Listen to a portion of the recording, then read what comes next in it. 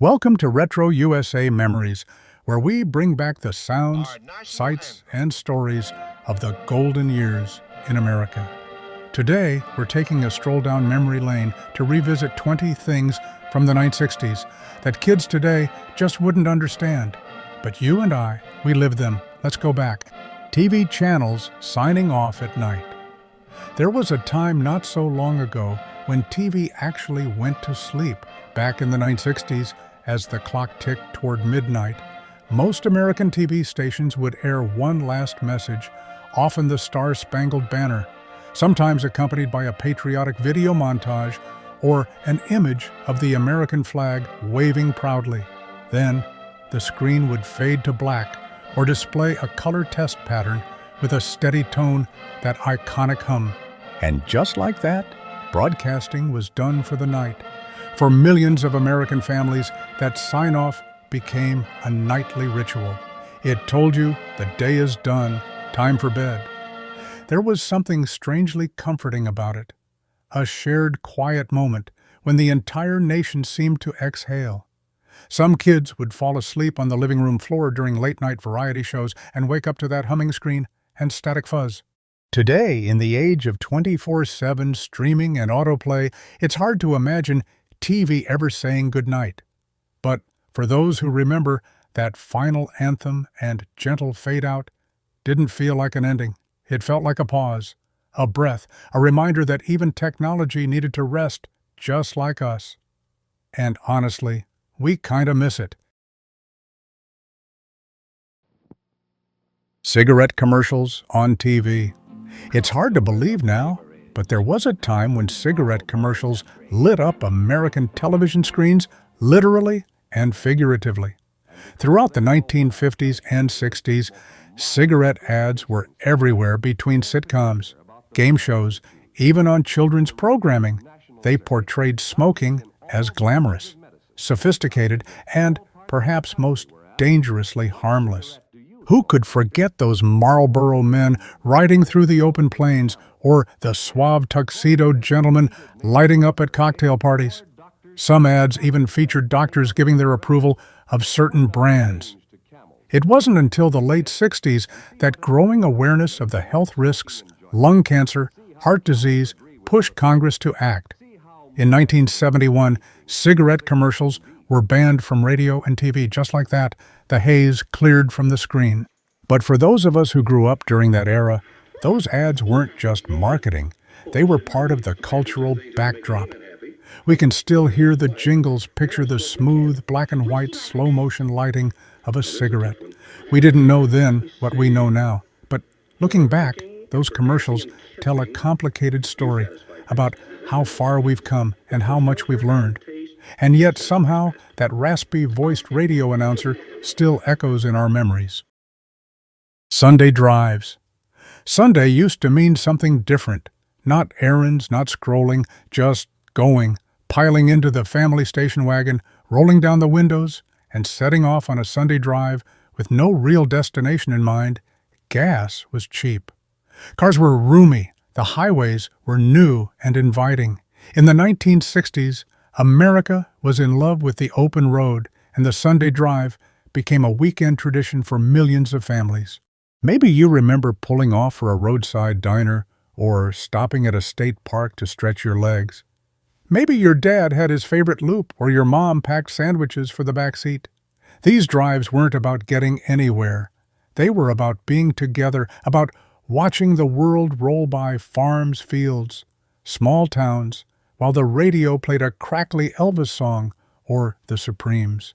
There was a kind of peace in it, a time to connect, to think, to dream. And for many kids, it was the first time they saw the ocean or snow. Today we're always rushing, but back then, Sundays were for driving slow. Public service announcements during cartoons. Only you can prevent forest fires. If you just heard that in your head, congrats, you grew up in the era of public service announcements during cartoons. In the 1960s, these short animated PSAs were sprinkled between episodes of Looney Tunes and Popeye. Characters like Smokey Bear, Woodsy Owl, and even G.I. Joe didn't just entertain us, they taught us values. Don't litter, be kind, respect nature, look both ways. These weren't just catchphrases, they became part of how we saw the world. Some of them were serious, even a little scary. Don't Play with Matches came with fire and sirens. Others were goofy and catchy, with tunes that stuck in your head for days.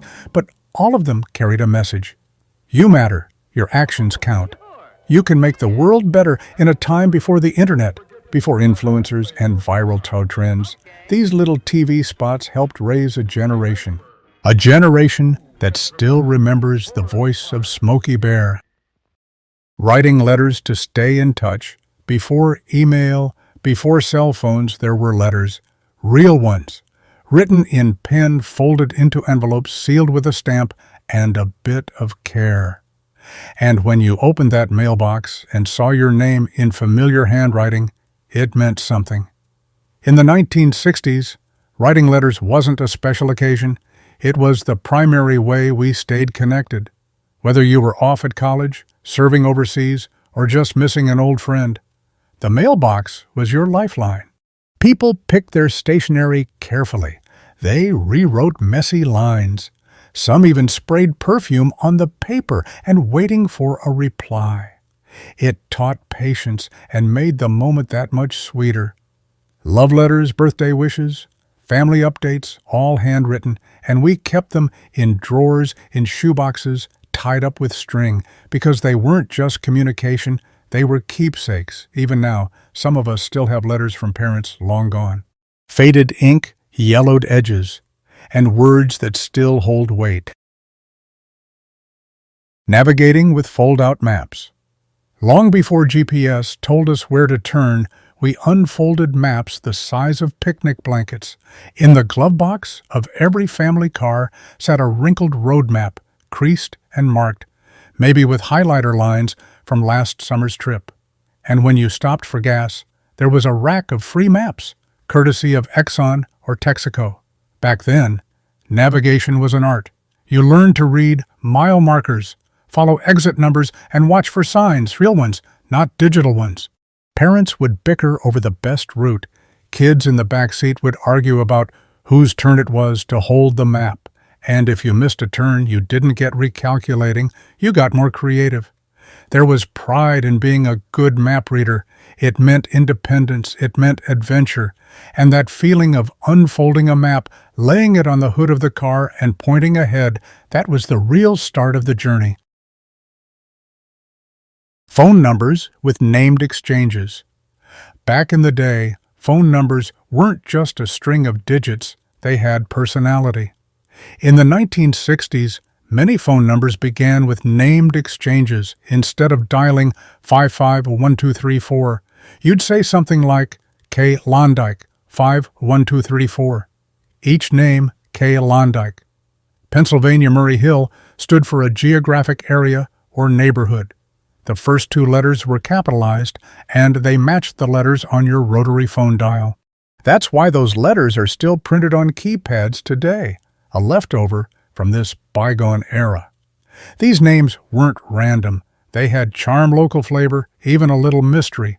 A number wasn't just a number. It told you where someone was from and gave you a sense of place. Kids growing up in this system used silly tricks to remember numbers. Klondike rhymes with bike, or my aunt lives in Belmont, so it must be B. In the late 60s, the system was phased out in favor of all-digit dialing. And just like that, we lost a small bit of local color. Some folks hated the change. In fact, in San Francisco, a protest group called the Anti-Digit Dialing League campaigned to keep named exchanges, claiming digit-only systems were dehumanizing. Looking back, it's hard not to agree. Klondike 5 just sounds warmer than 5. Party lines. Imagine picking up the phone and someone's already talking. In the 1960s, party lines were common in rural and small-town America. Instead of every house having its own phone line, several homes would share one line. Each house had a unique ring pattern, so you'd know if the call was for you or for the Johnsons down the road. But here's the thing, anyone on the party line could listen in. Some folks did it out of boredom, some out of curiosity, and some just couldn't help themselves. In a way, party lines were the original group chats, unfiltered, unencrypted, and wildly entertaining. Teenagers used them to gossip. Elderly neighbors used them to keep tabs on each other. And yes, people occasionally fought over whose turn it was to use the phone. Privacy. That was a luxury, but somehow folks made it work. Eventually, private lines became more affordable, and the party line faded into history. But if you ever picked up the phone and whispered, "Is someone already on?" you lived through a very different kind of social network. Film strip projectors in classrooms. Click, pause, click.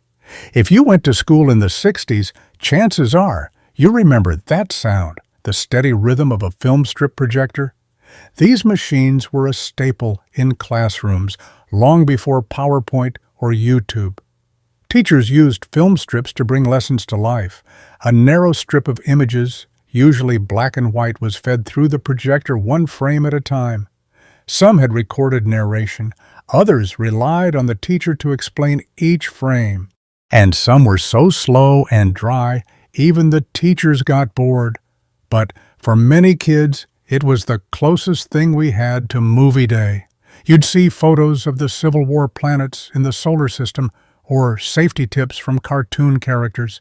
Sometimes the film would jam or burn slightly from the bulb, and the smell of warm plastic would fill the room. Looking back, it was basic, but it was also memorable. Those moments of dimmed lights, clicking machines, and classmates leaning forward, it made learning feel like a little event. And every now and then, when a film strip ended early, the class got a few extra minutes to talk, which honestly was the best part. The milkman's daily delivery. Before grocery stores were everywhere, before cartons in the fridge, there was the milkman. Every morning in suburbs across America, the milkman would deliver fresh milk in glass bottles right to your doorstep. It was a routine as dependable as the sunrise. The bottles were thick and sturdy, with little cardboard caps. Families would leave empties out in a metal milk box or on the porch, and by morning, clink, the new bottles were there.